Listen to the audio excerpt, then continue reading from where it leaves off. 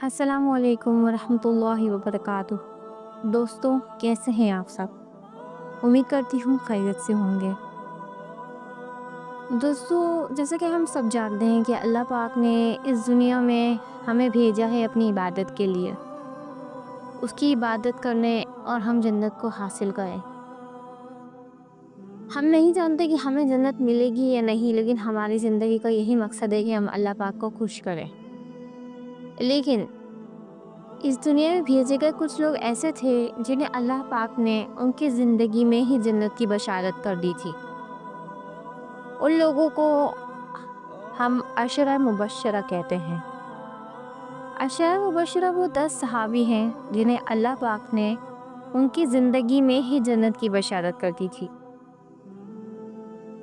انہی 10 میں سے ایک حضرت سعید رضی اللہ تعالیٰ عنہ بن زید کے بارے میں آج میں ایک سیریز شروع کرنے جا رہی ہوں۔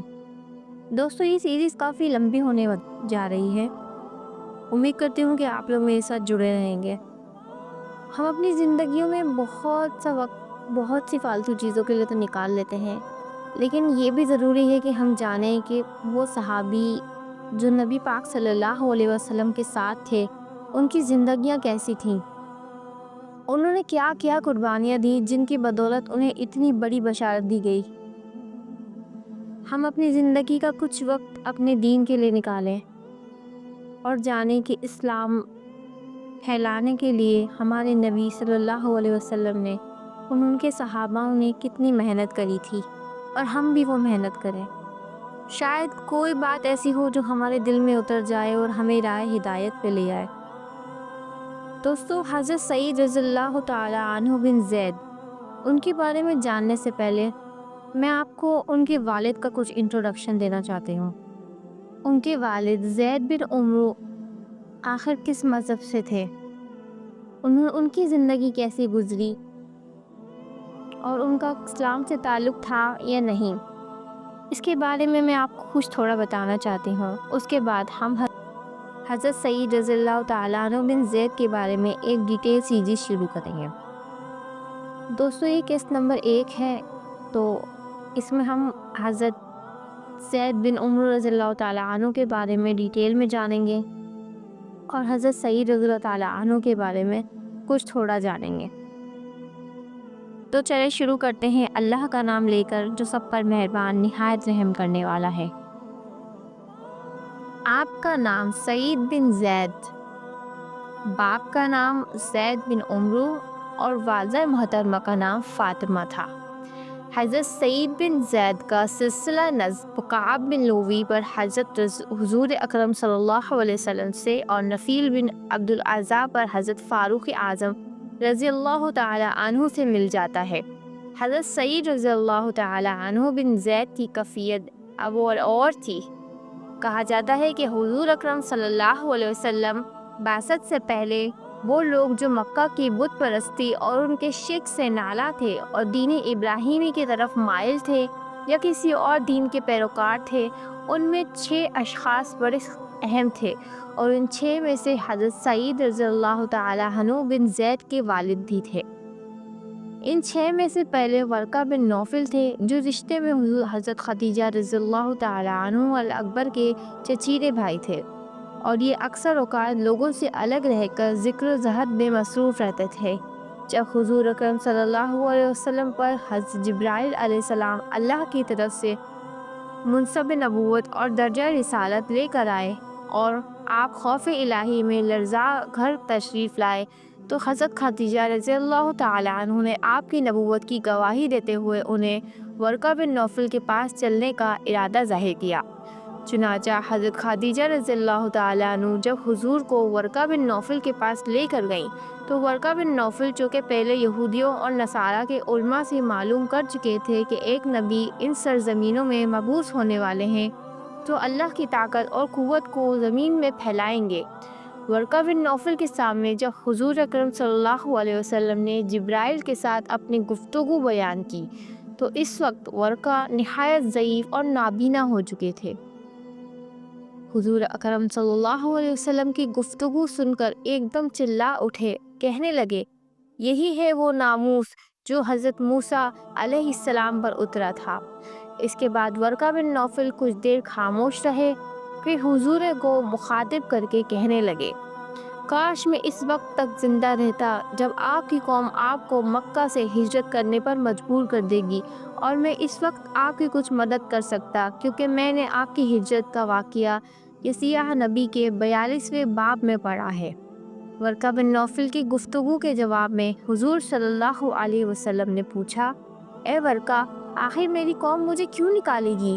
اس پر ورقہ بن نوفل کہنے لگے، یہ کوئی نئی بات نہیں ہے، تمام انبیاء کے ساتھ ایسا ہوتا آیا ہے کہ آغاز رسالت میں انہوں نے عداوت، بغاوت اور مخالفت پر کمر باندھ دی، اور اس وقت ان پر ایمان لے آئے جب قہر خداوندی ان پر نازل کرنے کو آیا۔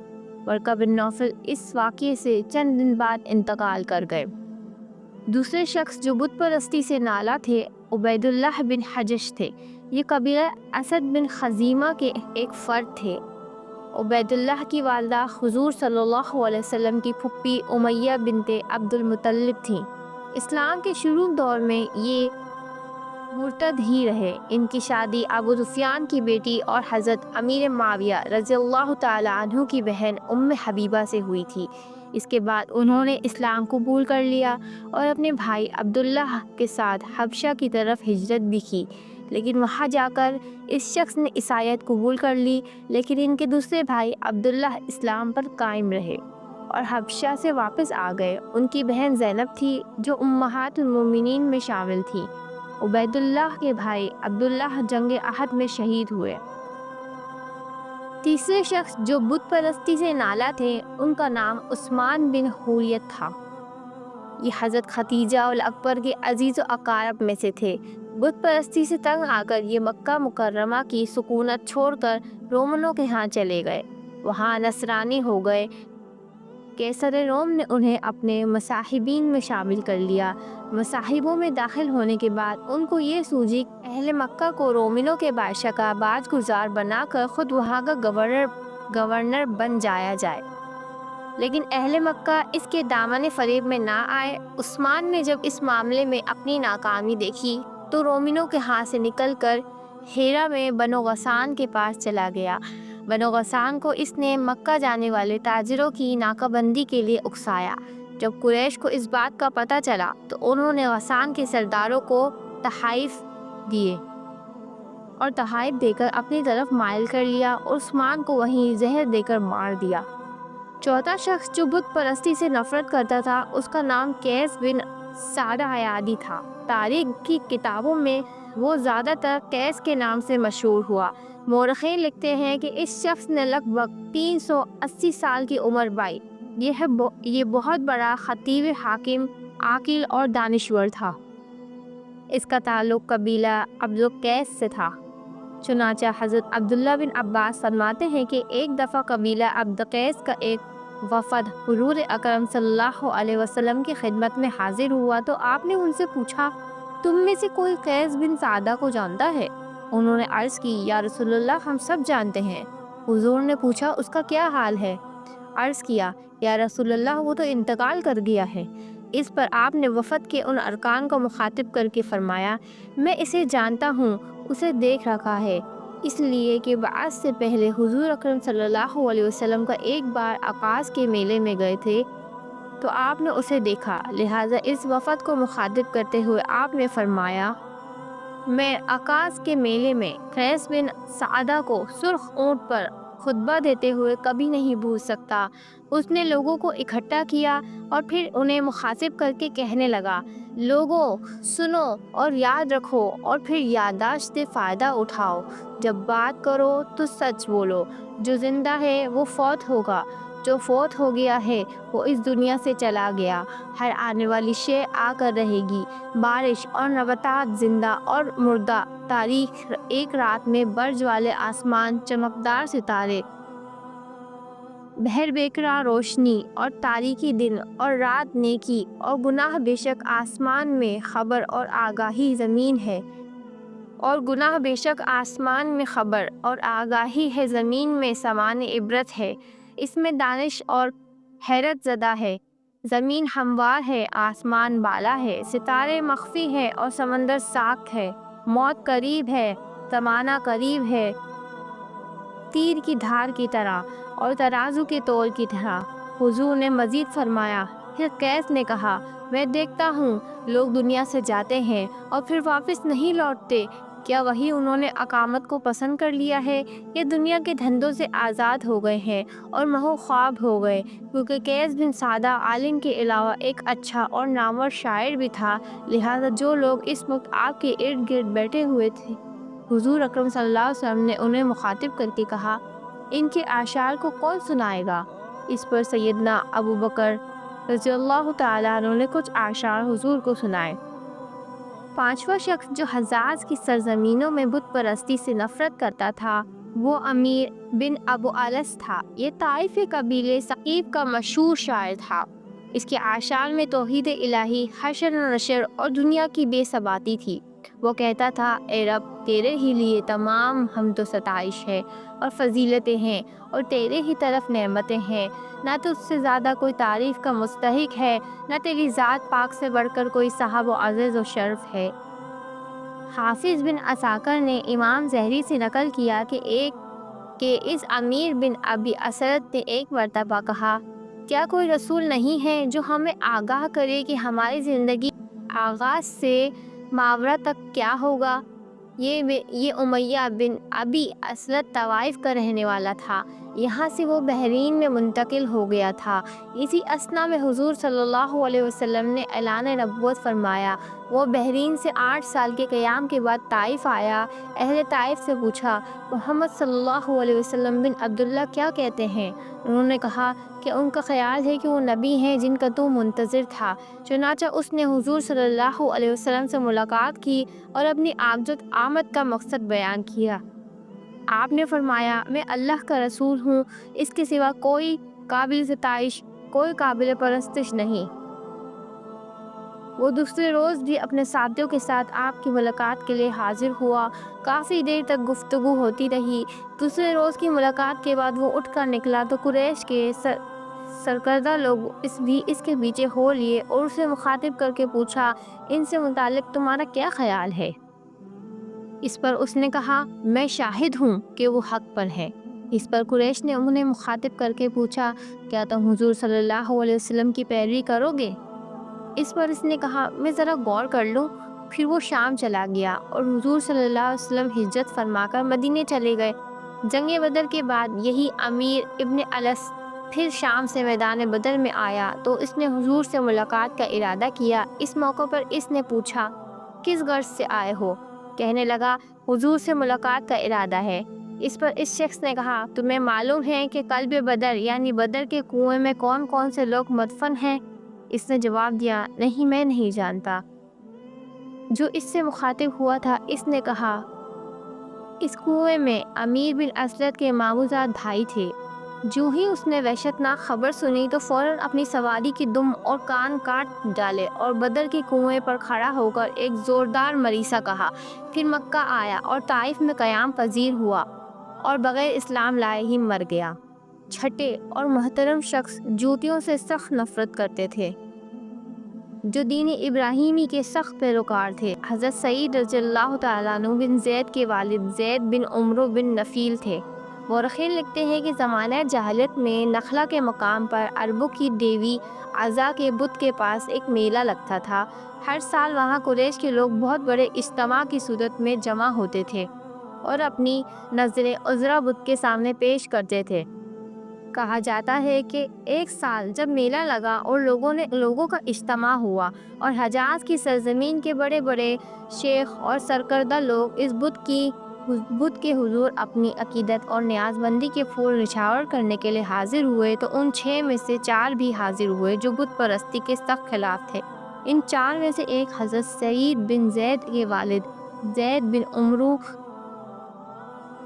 اور دوسرے عثمان بن زید، تیسرے عبداللہ بن حجش، چوتھے ورقہ بن نوفل۔ اس اجتماع کے موقع پر ان چاروں نے عربوں کے بت پرستی کے عقیدے پر ندامت، شرمندگی اور غصے خفگی کا اظہار کیا، پھر باہم مشورہ کر کے کہنے لگے، ہم لوگ گمراہی اور ضلالت کے قعر مزلت میں گھرے ہوئے ہیں۔ جن پتھروں کو ہم پوجتے ہیں اور ان کا طواف کرتے ہیں، ان کی اپنی بے بسی کا یہ عالم ہے کہ نہ وہ سن سکتے ہیں، نہ دیکھ سکتے ہیں، نہ ہی انہیں کوئی اور کام کرنے میں قدرت حاصل ہے۔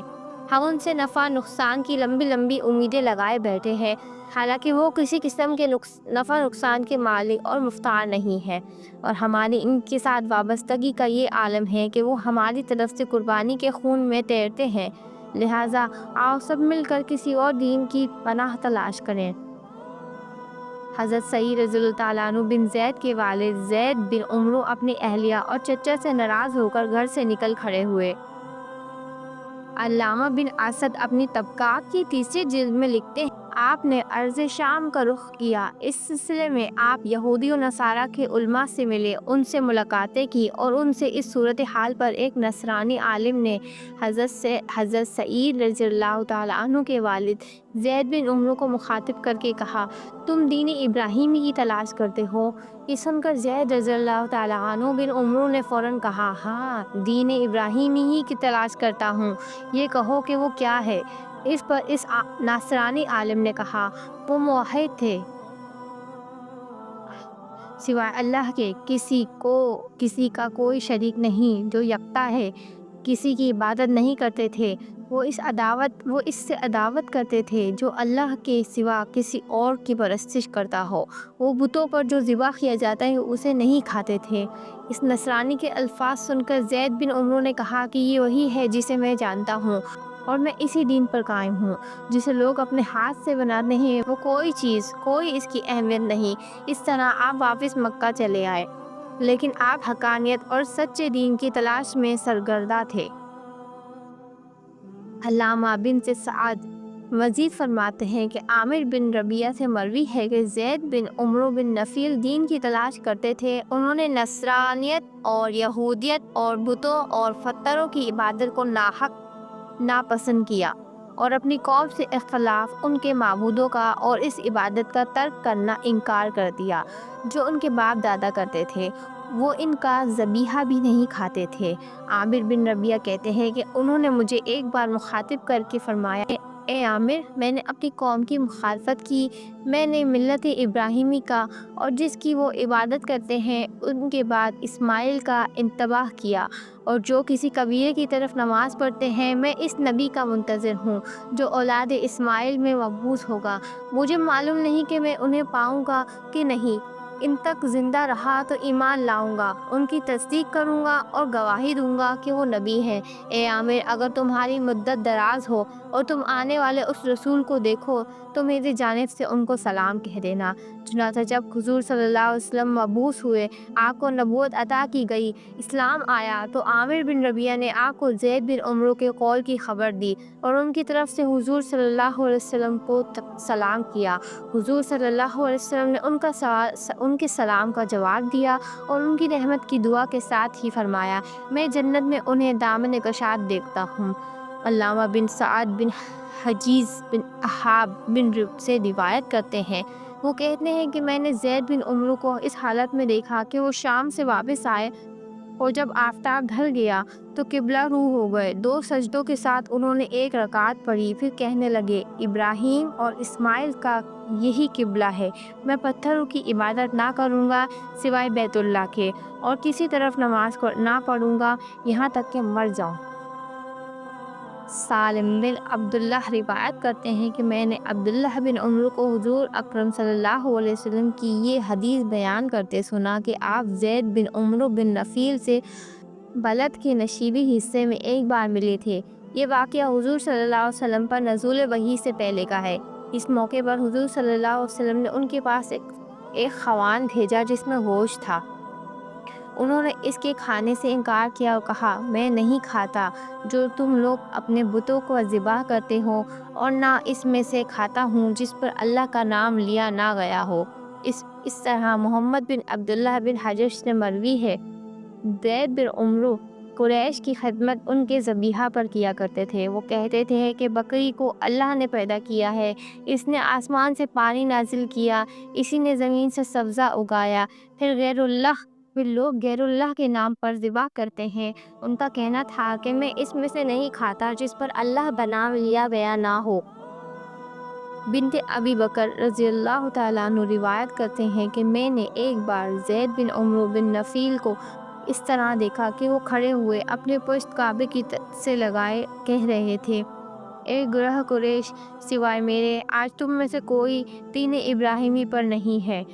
بنت ابی بکر رضی اللہ تعالیٰ عنہ مزید فرماتی ہیں، وہ زندہ درگور کی جانے والی لڑکیوں کو بچا لیتے تھے، اور جس کسی بھی لڑکی کو کوئی دفن کرنے کے لیے جاتا وہ اس شخص سے لڑکی لے لیتے اور اسے قتل گاہ نہ جانے دیتے اور اس کی پرورش کرتے، اس کی کفالت کرتے۔ جب بچی ٹوٹی پھوٹی بات کرنے لگتی تو اس کے باپ سے کہتے کہ تو چاہے تو میں تجھے یہ بچی واپس کر دوں گا، اگر تو چاہے تو میں اس کی کفالت جاری رکھوں گا۔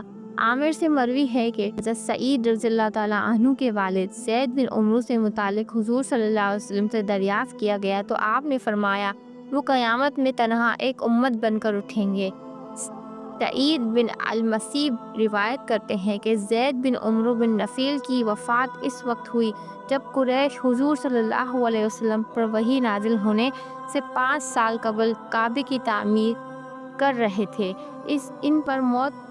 ان پر موت اس حالت میں نازل ہوئی کہ وہ کہہ رہے تھے، میں دین ابراہیمی پر ہوں۔ مورخین یہ بھی روایت کرتے ہیں کہ ایک بار حضرت فاروق اعظم رضی اللہ تعالیٰ عنہ اور حضرت سعید بن زید دونوں حضور صلی اللہ علیہ وسلم کی خدمت میں آئے تو انہوں نے آپ سے زید بن عمرو سے متعلق دریافت کیا تو اس پر حضور صلی اللہ علیہ وسلم نے فرمایا، اللہ زید کی مغفرت کرے، ان پر رحمت کرے، وہ دین ابراہیمی پر مرے۔ اس کے بعد مسلمان عموماً ان کے لیے رحمت کی دعا کیا کرتے تھے۔ پیارے مسلمان بہن بھائیوں، حضرت سعید رضی اللہ تعالیٰ عنہ بن زید کے والد زید بن نوفل دین ابراہیمی پر وفات پائے۔ مسلمان ان کی رحمت کی دعا کرتے تھے۔ آپ سب بھی ان کے لیے دعا کریں کہ اللہ انہیں جنت الفردوس میں اعلیٰ مقام عطا کرے۔ اس کے بعد اب ہم ان کی اولاد حضرت سعید رضی اللہ تعالیٰ عنہ بن زید کے بارے میں تفصیل سے جانیں گے۔ چلیں شروع کرتے ہیں۔ زید بن عمرو حضرت سعید رضی اللہ تعالیٰ عنہ کے والد تھے۔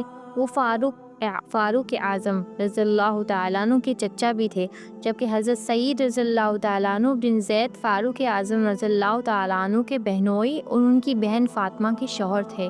مورخین لکھتے ہیں کہ کیونکہ حضرت سعید رضی اللہ تعالیٰ عنہ کے باپ زید بن عمرو موحد تھے، دین ابراہیمی کے ماننے والے تھے، لہٰذا حضرت سعید رضی اللہ تعالیٰ عنہ کے گھر کا ماحول جو کہ پہلے ہی توحید پرستانہ اور دین حنف کے ماننے والا تھا، اور اس ماحول کے اثرات آپ پر بھی پڑے، اسی لیے جو ہی حضور صلی اللہ علیہ وسلم نے دعوت توحید دی تو اگرچہ ان کے والد زید جو توحید کے سچے شیدائی تھے اس دنیا میں موجود نہ تھے، تاہم ان کے صاحبزادے حضرت سعید رضی اللہ تعالیٰ عنہ بن زید نے حضور اکرم صلی اللہ علیہ وسلم کی پکار پر لبیک کہا، اور یہ آواز ان کے لیے غیر مانوس نہ تھی، اس لیے انہوں نے آپ کے والد کو موحد پایا تھا، لہٰذا انہوں نے فوراً حضور صلی اللہ علیہ وسلم کی دعوت پر لبیک کہا اور اسلام قبول کیا، اور اپنی اہلیہ اور فاروق اعظم کی بہن سیدہ فاطمہ رضی اللہ تعالیٰ عنہ بن خطاب کے ساتھ حلقہ بگوش اسلام ہوئے۔ جس وقت حضور صلی اللہ علیہ وسلم دارالقم میں اپنی دعوت کا مرکز بنایا تھا، حضرت سعید رضی اللہ تعالیٰ عنہ بن زید اور ان کی اہلیہ حضرت فاطمہ رضی اللہ تعالیٰ عنہ بن خطاب اس سے پہلے ہی دار اسلام میں داخل ہو چکے تھے۔ مورخین یہ بھی لکھتے ہیں کہ حضرت سعید رضی اللہ تعالیٰ عنہ بن زید کی اہلیہ محترمہ فاطمہ رضی اللہ تعالیٰ عنہ ان کے چچا زاد بہن اور فاروق اعظم رضی اللہ تعالیٰ عنہ کی حقیقی بہن تھی، لیکن سیدنا فاروق رضی اللہ تعالیٰ عنہ اس وقت تک خود حقیقت اسلام سے ناآشنا تھے۔ بہن اور بہنوئی کے مذہب تبدیل کرنے کا حال سن کر نہایت غضبناک ہوئے، چنانچہ وہ ان دونوں میاں بیوی کو اس قدر مارا کرتے تھے کہ وہ لہو لہان ہو جایا کرتے تھے۔ چنانچہ امام بخاری نے سیدنا سعید بن زید کی زبان سے ان کا یہ قول نقل فرمایا۔ آپ فرماتے ہیں، اللہ کی قسم میں نے اپنے آپ کو اس حال میں دیکھا ہے کہ عمر رضی اللہ تعالیٰ عنہ اپنے اسلام لانے سے قبل مجھے باندھ کر زمین پر ڈال دیا کرتے تھے۔ حضرت سعید رضی اللہ تعالیٰ عنہ بن زید نے بھی دوسرے محترم صحابہ کی طرح مکہ سے مدینہ کی طرف ہجرت کی تھی اور یہ مہاجرین اولین میں سے تھے۔ مدینہ پہنچ کر انہوں نے رفاح بن عبد المنذر کے یہاں قیام کیا اور ان کے مہمان ہوئے، اور روایت ہے کہ حضور صلی اللہ علیہ وسلم نے انہیں رفاح بن مالک انصاری کا بھائی بنایا تھا۔ مسلمانوں نے جب مکہ سے ہجرت لی اور وہاں بھی لوگ بڑی تیزی سے حلقہ بگوش اسلام ہونا شروع ہو گئے، تب اہل مکہ کو خطرہ ہوا کہ مسلمان تو مکہ میں بالکل بے ضرر اور بالکل کم تعداد تھے، مدینہ جا کر تو وہ خاصی قوت پکڑنے لگے ہیں اور ایک عسکری حیثیت انہوں نے اختیار کرنا شروع کر دی ہے۔ تب انہیں اپنے لیے خطرہ پیدا ہوا، لہٰذا یہ فیصلہ کیا گیا کہ مدینہ پر حملہ آور ہو کر ان مسلمانوں کا مکمل طور پر خاتمہ ہی کر دیا جائے، تاکہ آنے والے دور میں قریش مکہ کو ان سے کوئی خطرہ نہ رہے۔ چنانچہ ابو جہل اور دوسرے سالاروں کی سرکردگی میں انہوں نے فیصلہ کیا کہ مدینہ پر حملہ کر کے مسلمانوں کی اس حالت کو تباہ و برباد کرنا نہایت ضروری ہے۔ اس کا انہوں نے تہیہ بھی کر لیا اور اس معاملے میں ابو جہل سب سے پیش تھا۔ جنگ کے لیے سرمایہ کی ضرورت ہوتی ہے۔ اتنا سرمایہ اگرچہ ان کے پاس تھا، لیکن کفر کے بخل کی وجہ سے وہ اپنا سرمایہ لگانا نہیں چاہتے تھے، ساتھ ہی یہ بھی نہیں چاہتے تھے کہ چندہ جمع کر کے مسلمانوں کے خلاف حرکت میں آیا جائے اور ان پر حملہ کیا جائے۔ چنانچہ یہ فیصلہ کیا گیا کہ چندے کے بجائے تجارت کے ذریعے سرمایہ فراہم کیا جائے۔ اس کا طریقہ یہ اپنایا گیا کہ ایک بہت بڑا تجارتی قافلہ شام بھیجا گیا۔ اس تجارتی قافلے میں مکہ کا ہر شخص، خواہ وہ عورت ہو یا مرد، سرمایہ لگائے اور اس سے جو منافع حاصل ہو اس کو مسلمانوں کے خلاف جنگ میں استعمال کیا جائے۔ چنانچہ قریش کے ہر فرد نے اس میں سرمایہ لگایا۔ مورخین لکھتے ہیں کہ مجموعی طور پر جو رقم اکٹھی ہوئی وہ 50,000 دینار تھی۔ کفار کے ان ارادوں کی خبر حضور صلی اللہ علیہ وسلم کے کانوں تک پہنچی تو حضور صلی اللہ علیہ وسلم نے قریش کے اس منصوبے کو ناکام بنانے کے لیے 200 مہاجرین کی معیت میں اس قافلے کا تعاقب کیا، لیکن آپ کے عشیرہ کے مقام پر پہنچنے سے پہلے ہی وہ قافلہ وہاں سے جا چکا تھا، اور یہی وہ قافلہ تھا جو بے شمار مال و دولت سے لدا بدا واپس مکہ آ رہا تھا کہ آپ کو اس کی واپسی کی اطلاع ملی۔ آپ نے سب سے پہلے حضرت طلحہ رضی اللہ تعالیٰ عنہ بن عبید اللہ اور حضرت سعید رضی اللہ تعالیٰ عنہ بن زید کو اس قافلے کے محل وقوع اور اس کی خبر لانے کے لیے روانہ کیا۔ چنانچہ حضرت طلحہ بن عبید اللہ اور حضرت سعید رضی اللہ تعالیٰ عنہ بن زید شمال کی طرف روانہ ہوئے۔ یہ دونوں محترم صحابی حرا کے مقام پر جہاں پہنچے، حضور اکرم صلی اللہ علیہ وسلم کا ارادہ یہ تھا کہ اس تجارتی قافلے کو روکا جائے اور اس طریقے سے کفار مکہ کی اقتصادی ناکہ بندی کر دی جائے۔ تجارتی قافلے کی واپسی کب ہوگی اور وہ کس راستے سے واپس جائے گا، اس کا علم کسی کو نہیں تھا۔ قافلے کے جانے کا راستہ تو معلوم تھا، لیکن اس بات کا کوئی امکان تھا کہ وہ واپسی کا راستہ تبدیل کر دیں گے اور مدینہ طیبہ کے قریب سے گزرنے کے بجائے اس شاہراہ سے گزرے گا جو ساحل سمندر کو چھوتے ہوئی یبی کے قریب بدر کی طرف بڑھتی ہے۔ بدر ایک مرکز تھا جہاں مدینہ کو بھی رستہ جاتا تھا اور مکہ کو بھی شاہراہ نکلتی تھی، لہٰذا حضور صلی اللہ علیہ وسلم نے دونوں طرف آدمی روانہ فرمائے، کچھ حضرات کو بدر کی طرف بھیجا، کچھ کو مکہ کی طرف جانے والی شاہراہ پر، اور حضرت طلحہ بن عبید اللہ اور حضرت سعید رضی اللہ تعالیٰ عنہ بن زید کو شام کی طرف سے آنے والے راستے کی طرف روانہ کیا تھا۔ یہ دونوں حضرات شمال کی طرف روانہ ہوئے۔ انہوں نے قافلے کو تلاش کیا، لیکن قافلے کے بارے میں انہیں کچھ پتہ نہ چل سکا۔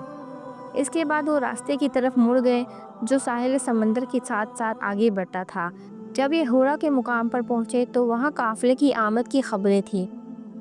دونوں حضرات نے لگ بھگ وہاں 10 روز تک قیام کیا۔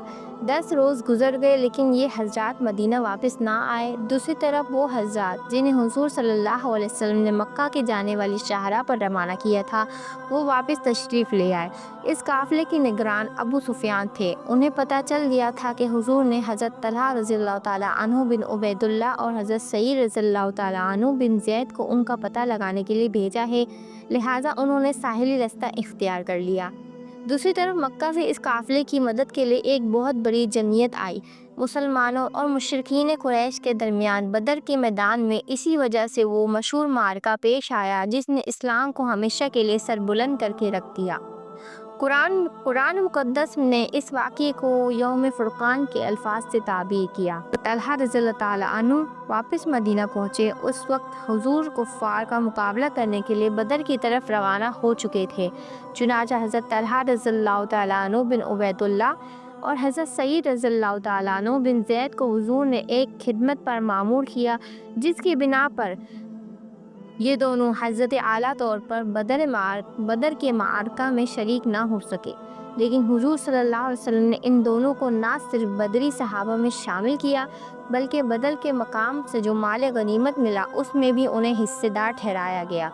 حضرت سعید رضی اللہ تعالیٰ عنہ بن زید جنگ بدر کے علاوہ تمام غزوات خندق، صلح حدیبیہ وغیرہ میں حضور صلی اللہ علیہ وسلم کے ساتھ تھے۔ اس کے بعد حضرت ابو بکر صدیق رضی اللہ تعالیٰ عنہ کے عہد میں بھی یہ حیات تھے، لیکن عہد صدیقی میں ان کے بارے میں کوئی اہم واقعہ نہیں ملتا۔ البتہ فاروق اعظم کی خلافت کے دور میں جب رومنوں کے ساتھ جنگوں کا سلسلہ شروع ہوا اور شام پر لشکر کشی ہوئی تو حضرت سعید رضی اللہ تعالیٰ عنہ بن زید حضرت ابو عبیدہ بن جراح کے تخت ان کی پیدل لشکر کی کمانڈری پر متعین ہوئے تھے۔ دمشق کے محاصرے کے علاوہ یرموک کی فیصلہ کن جنگ میں بھی آپ نے کارہائے نمایاں انجام دیے، بہادری اور جانبازی کا مظاہرہ کیا۔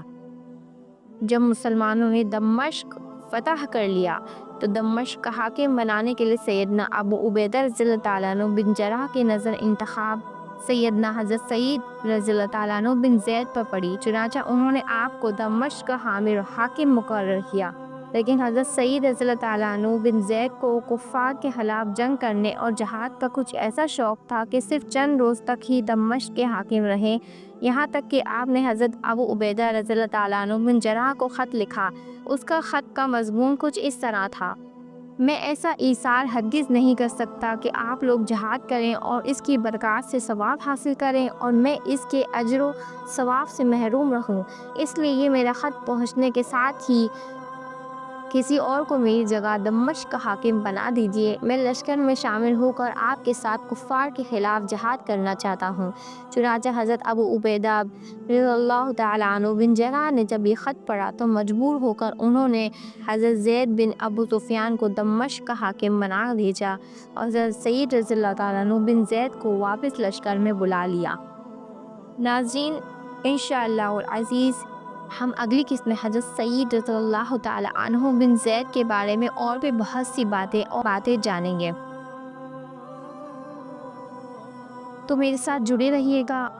اگر آپ کو حضرت سعید رضی اللہ تعالیٰ عنہ بن زید کے بارے میں جاننے کا کہ عشرہ مبشرہ کو زندگی میں جنت کی بشارت کیوں دی گئی، اللہ پاک نے ان کو اتنا بڑا مرتبہ دیا، آخر انہوں نے کون سی قربانیاں دین اسلام کے کہ انہیں اتنا بڑا مرتبہ نوازا گیا کہ انہیں دنیا میں ہی جنت کی بشارت کیوں دی گئی، تو ناظرین میرے ساتھ جڑے رہیے گا۔ اور اگر آپ کو یہ ویڈیو پسند آئی ہو تو اسے لائک کیجیے گا، شیئر کیجیے گا اور میرے چینل کو سبسکرائب کیجیے گا اور قسط نمبر 2 میں میرا ساتھ ضرور دیجیے گا۔